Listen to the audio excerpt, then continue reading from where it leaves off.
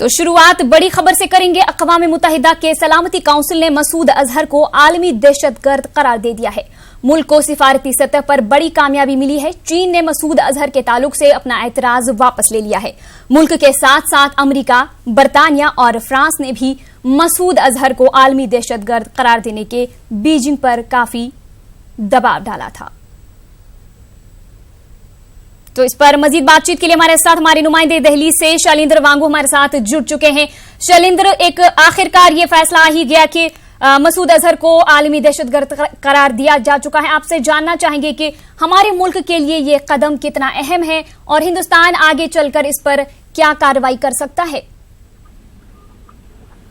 देखिए, सबसे बड़ी बात यह है कि ये एक बड़ी कामयाबी है भारत के लिए, हिंदुस्तान के लिए एक बड़ी कामयाबी है डिप्लोमेटिकली, क्योंकि भारत जिस तरह से लगातार पिछले 10 सालों से कोशिश कर रहा था कि मसूद अजहर पर बैन लगना चाहिए और हर बार चीन अड़ंगा पैदा करता था। पिछले 4 बार ऐसा हुआ कि चीन ने अड़ंगा पैदा किया। 3 बार वो टेक्निकल होल्ड पर जाके वो लैप्स हो गया था, लेकिन इस बार भी टेक्निकल होल्ड लगाया था, चौथी बार भी। लेकिन इस बार कहीं ना कहीं कामयाबी मिली है भारत को। और आपको बता दें, हमारे सोर्सेज ये कह रहे हैं कि भारत ने जो सबूत दिए थे पुलवामा हमले के बाद, उन सबूतों को कोई भी देश नकार नहीं सकता है, जिसमें चीन भी शामिल है। तो ऐसे में जाहिर तौर पर ये भारत के सबूत ही थे, जिसके चलते चीन को भी आखिरकार मंजूर करना पड़ा इस बात को कि मसूद अजहर एक अंतर्राष्ट्रीय आतंकवादी है। और इसके बाद अब चीन ने जो टेक्निकल होल्ड है उसको हटा लिया है और भारत के लिए बड़ी कामयाबी है। और इस कामयाबी में भारत को दुनिया के हर देश का समर्थन मिला, सपोर्ट मिला, जिसमें यूएस, यूके और फ्रांस सबसे ऊपर है, क्योंकि इन्होंने ही प्रपोजल लाया था भारत के बिहाफ पर यूएनएससी के यूएनएससी सिक्योरिटी काउंसिल के 1267 कमेटी में।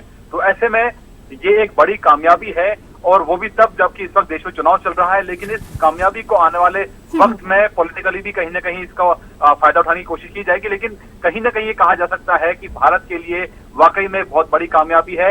इससे 2 चीजें अब साफ हो जाती हैं। पहला ये कि अब आतंकवाद के मुद्दे पर चीन पाकिस्तान के साथ खड़ा नहीं है। ये साफ हो गया है कि चीन ने भी अब साफ कर दिया है कि वो अब आतंकवाद के मुद्दे पर पाकिस्तान के साथ खड़ा नहीं है, वो अब दुनिया के साथ खड़ा है। ये क्लियर मैसेज है पाकिस्तान के लिए कि अब उसको आतंकवाद के खिलाफ रोक लगानी चाहिए। और दूसरा, फिर से एक बार ये साबित होता है इस यूनिवर्सल बैन के बाद, इस यूएन में जो बैन हुआ है उसके बाद एक बार फिर साफ होता है कि मसूद अजहर, जो कि इस वक्त पाकिस्तान में मौजूद है, पाकिस्तान के विदेश मंत्री भी ये बात कबूल कर चुके हैं कि मसूद अजहर पाकिस्तान में मौजूद हैं। तो इससे एक बार फिर ये साफ हो जाता है कि एक बार फिर दुनिया का माना हुआ आतंकवादी पाकिस्तान में पनाह पाए हुए है। और आतंकवाद आज भी पाकिस्तान में आज भी आतंकवाद पनप रहा है, वो आज भी आतंकवाद का गढ़ है। इससे ये 2 पॉइंट साफ हो जाते हैं कि एक तो आतंकवाद के मुद्दे भारत की जीत हुई है, भारत के साथ तमाम मुल्क खड़े हैं, जिसमें चीन भी शामिल है। वहीं पाकिस्तान आज एक दुनिया में अब अलग थलग पड़ चुका है, आज चीन भी उसके साथ खड़ा होता नजर नहीं आ रहा है। बिल्कुल, बहुत बहुत शुक्रिया शैलेंद्र इस तमाम तफसीलात के लिए। आगे बढ़ेंगे। श्रीनगर बारामूला कौमी शाहरा पर सिविल ट्रैफिक के लिए हफ्ते में 2 दिन आयद करदा पाबंदी खत्म कर दी गई है। श्रीनगर उधमपुर शाहरा पर यह पाबंदी फिलहाल बरकरार रहेगी। अहकामात के मुताबिक पार्लिमानी इंतखाबात और सिक्योरिटी फोर्सेज की सलामती को जहन में रखकर हफ्ते में 2 दिन सिविल ट्रैफिक के लिए शाहरा को बंद रखने का फैसला किया गया था। इंतजामिया की जानिब से सूरत हाल का मुसलसल जायजा भी लिया जा रहा था, इसके बाद यह फैसला किया गया। अहकामात के मुताबिक श्रीनगर उधमपुर कौमी शाहरा पर हफ्ते में 2 दिन की तहदीदात का निफाज बरकरार रहेगा और वक्फे से सूरत हाल के जायजे के बाद इंतजामिया सिविल ट्रैफिक की नकलो हरकत पर पाबंदियां कम करने या खत्म करने से मुतालिक गौर करेगा। इंतजामिया का कहना है कि हर किसी की सलामती के वसीतर मफाद को जहन में रखकर ये पाबंदियां लगाई गई हैं। अवाम से अपील की गई है कि वो ट्रैफिक की पुरसुकून तरीके से आमदरफ्त के लिए अपना ताउन पेश करें। जब से इन्होंने रोड ब्लॉकेशन किया था तब से हमारी इंडस्ट्री बिल्कुल ठप हुई थी, क्योंकि हमें डबल किराया देना पड़ता था।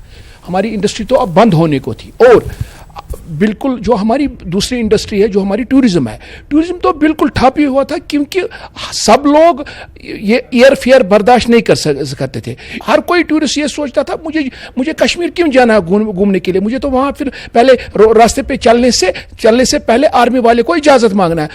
इसलिए उन्होंने हिमाचल का रास्ता अपना था। जितना भी टूरिस्ट अब हिंदुस्तान का आता था यहाँ पे, वो तो अब हिमाचल जाता था। लिहाजा जो ऑनरेबल गवर्नर साहब ने अब एफर्ट्स करके ये ऑर्डर रिवोक किया on behalf of of industries, हम उसका शुक्रगुजार है हम ऑनरेबल गवर्नर के। वहीं कौमी शाहराह पर हफ्ते में 2 दिन सिविल ट्रैफिक पर पाबंदी का सबसे ज्यादा असर जिला रामबन के अवाम को हो रहा है। बानीहाल टनल से नाशरी टनल के दरमियान पाबंदी की वजह से मुसाफिरों, खासतौर से जिला की मकामी आबादी को सख्त मुश्किलात दरपेश हैं। मरीजों, तलबा और ताजरों के अलावा बकरवालों को भी शाहराह पर आयद पाबंदी की वजह से सख्त मुश्किलात का सामना करना पड़ता है। अवाम और तलबा ने फिलहाल इतवार को ही पाबंदी रखने का भी मुतालबा किया है।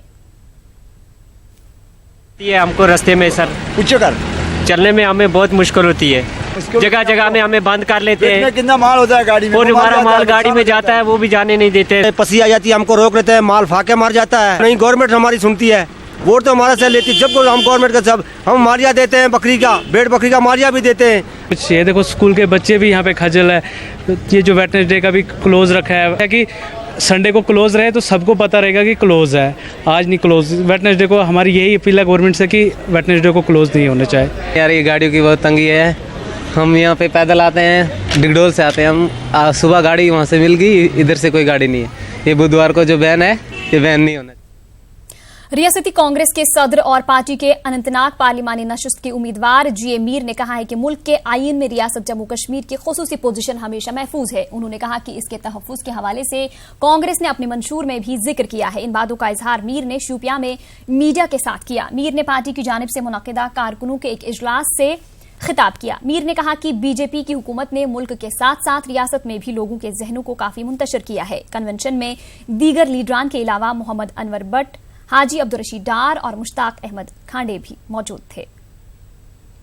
जो लोगों के जहनों को मुंतशिर किया है भाजपा सरकार ने, कभी 370 खत्म करने की, 35 से उठाने की जो मेहरबानी पीडीपी की है, और आज लोगों के जहनों में वो चीज़ भी है। और कांग्रेस पार्टी ने, कांग्रेस हिंदुस्तान है और हिंदुस्तान कांग्रेस है, और 370 हिंदुस्तान के आईन में दिया हुआ एक तहफ़्फ़ुज़ है और वो पंडित जवाहरलाल नेहरू ने दिया है।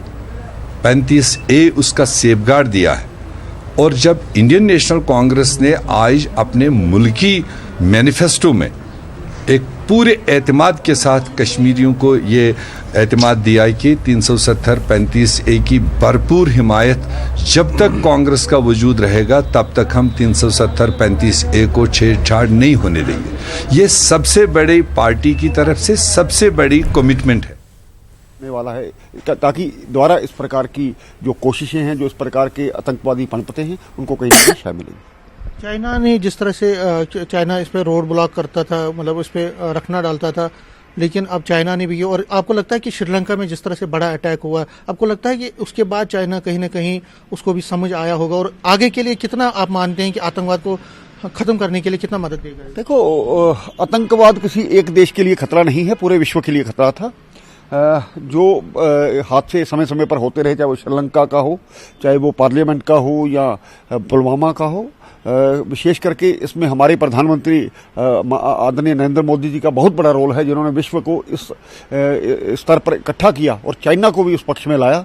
तो मुझे लगता है बहुत बड़ी कामयाबी है भारत की, और मैं इस पर मुबारकबाद भी देना चाहता हूं। और आने वाले समय में भारत फिर से विश्व गुरु बनेगा और सभी को पीछे लेकर के चलेगा। जम्मू कश्मीर में जो आतंकवाद से हम ग्रस्त है, पुलवामा में इतना बड़ा अटैक हुआ, तो ये जो अजहर मसूद, क्योंकि जैश मोहम्मद भी वहाँ पे बहुत बड़ी संख्या में उनके आतंकवादी है, और पाकिस्तान में भी उनके ट्रेनिंग कैंप्स है जिनको एयर स्ट्राइक के जरिए तबाह भी किया गया था, कितना अब मदद मिलेगा इससे, सैंक्शन लगाने से कितना मदद मिलेगा? देखो, बिल्कुल, अब जैसे अमेरिका ने इन पर सैंक्शन लगाई है, वीजा पे, दूसरी चीजें पे भी, और कम से कम ये जो मुस्लिम आतंकवाद जो है उस पर बहुत बड़ा, जो बुर्का का बंद होना, बुर्के की आड़ में ये करना, धर्म होना चाहिए, लेकिन धर्म की आड़ में ये चीजें जो होती थी, तो मुझे लगता है उस पर जो प्रतिबंध लगना एक आने वाले समय में बहुत बड़ी कामयाबी दिलाएगा।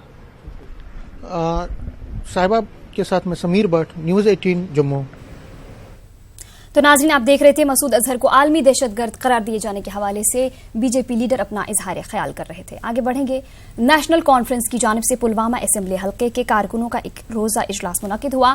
पार्टी के नायब सदर उमर अब्दुल्ला की सरबराही में मुनाकिदा इजलास में कारकुनों के अलावा पार्टी के सीनियर लीडरान ने शिरकत की। उमर अब्दुल्ला ने कहा कि पुलवामा जिला ने कभी भी फिरका परस्ती में यकीन नहीं रखा और हमेशा भाईचारे की बेहतरीन मिसाल पेश की। उन्होंने कहा कि गुज़िश्ता 4 साल के दौरान हुकूमत की जानिब से पुलवामा के अवाम के साथ नाइंसाफी की वजह से लोग सियासी सरगर्मियों से दूर रहते हैं। उमर अब्दुल्ला ने अवाम पर जोर दिया कि वो घरों में रहकर नाराजगी दिखाने के बजाय अपने वोट का इस्तेमाल करके अपनी नाराजगी को जाहिर करें। को दोबारा से इस मंदिर को स्थापित करने के लिए, तो जिस इलाके ने कभी फिरका परस्ती में यकीन नहीं किया, जिस इलाके ने सभी यही चाहा कि तरक्की में उनका हाथ हो, नौजवानों के लिए एक बेहतर मुस्तकबिल बने, यहां पे अमन आए, भाईचारा कायम रहे, इज्जत की रोजी रोटी कमाने का लोगों को मौका मिले। उस पुलवामा के साथ क्या हुआ पिछले 4 सालों में, तभी तो ये मायूसी नजर आ रही है। तभी तो लग रहा है कि यहां के लोगों का इस इलेक्शन के साथ दूर का भी वास्ता नहीं है। लेकिन बड़ा अफसोस होगा अगर यहां के लोग अपनी नाराजगी का इजहार करेंगे घर बैठ के।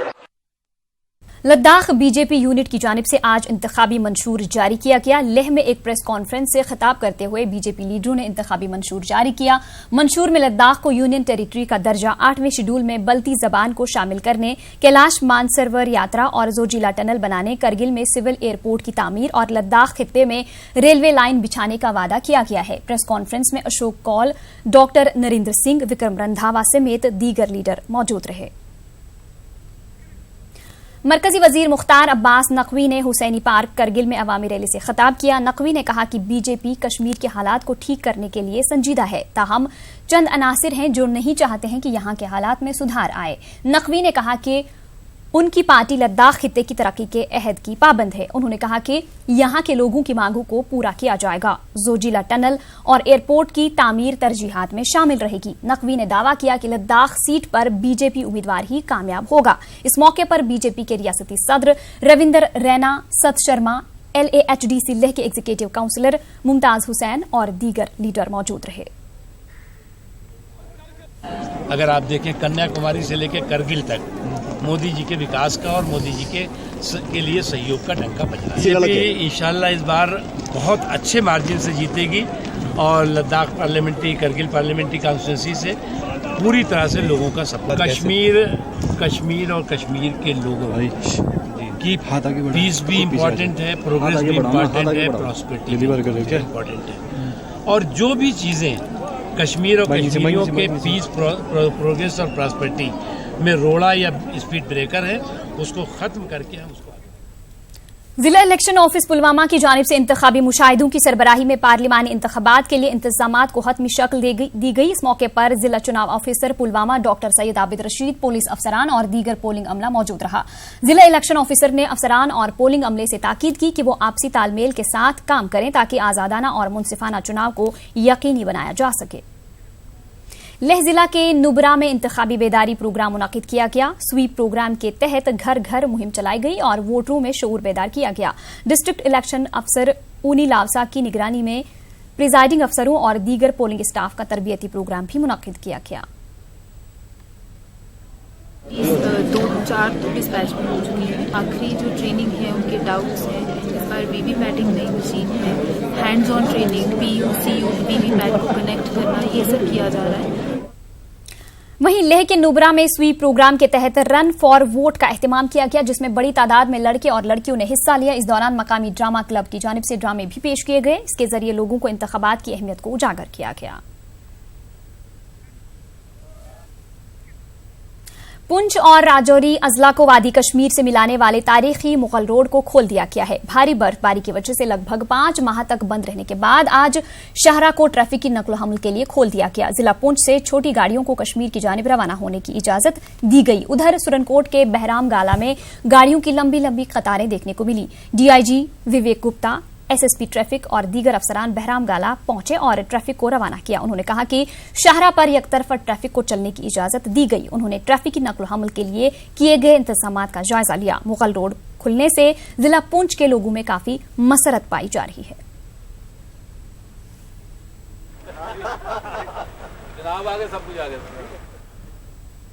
प्रॉपर असेसमेंट के बाद ये रोड वन वे ट्रैफिक के लिए खोला गया है फॉर लाइट व्हीकल्स ओनली। तो आज हम लंबी है और एसएसपी साहब including DYSP traffic also further assess के इसको कैसे बेहतर बनाया जा सकता है ये ट्रैफिक स्मूथ तरीके से। पे लोगों को बहुत सारी परेशानियों का सामना करना पड़ता था। पहले लोग यहाँ से जम्मू जाते थे, जम्मू से श्रीनगर जाना पड़ता था, तो जिसमें लोगों को काफ़ी परेशानी थी क्योंकि जम्मू से श्रीनगर जो हाईवे है वो वन वे है, तो बीच में कई लोग बीमार होते हैं, पेशेंट्स को लेके जाना पड़ता है। कुछ बच्चों की स्टडी का मसला होता है, स्टूडेंट्स हैं वो परेशान होते थे, पेशेंट लोग परेशान होते थे और बिजनेसमैन लोग जो हैं जिनका बिजनेस चलता है वो भी परेशान होते थे उस वजह से, तो उनको काफ़ी टाइम लगता था। तो अब जो मुगल रोड ओपन हुई है आज, ये हम बड़ी खुशी की बात है। हमें जम्मू से जाना पड़ता था जहाँ हमें 4-5 हज़ार रुपया खर्चा आ जाता है, तो एक गरीब आदमी के लिए जो यहाँ से 4-5 घंटे का रास्ता है उसके लिए बेहतर है कि ये रोड जब खुल जाती है तो वो आसानी से श्रीनगर तक पहुँचा जा सकता है। पेशेंट लोग हैं, कई परेशानियाँ होती हैं, मजबूरियाँ होती हैं लोगों की। कश्मीर के मारूफ शायर और कलमकार आंजहानी सर्वानंद कौल प्रेमी की बरसी पर इन्हें खराज अकीदत पेश किया गया। जम्मू में मुनाकिदा एक तकरीब पर जिंदगी के मुख्तलिफ शोबों से ताल्लुक रखने वाले लोगों ने उनकी खिदमात को उजागर किया। पेश है राजेंद्र तिक्कू की ये रिपोर्ट।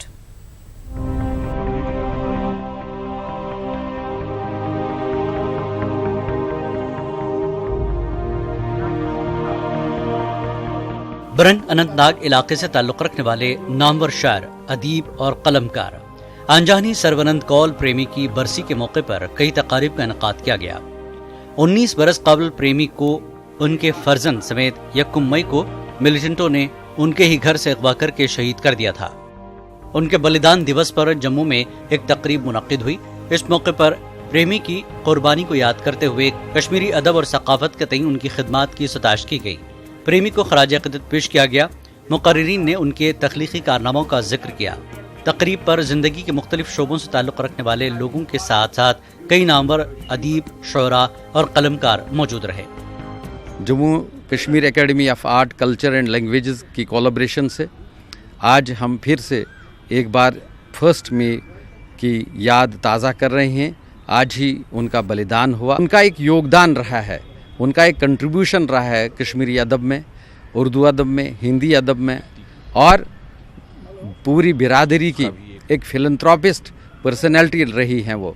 उन्होंने न सिर्फ गीता जी को उर्दू में तर्जमा किया बल्कि कश्मीरी में भी उसका उन्होंने विमोचन करवाया। अदीब थे, कलमकार थे, लेकिन इसके साथ साथ वो फ्रीडम फाइटर भी थे।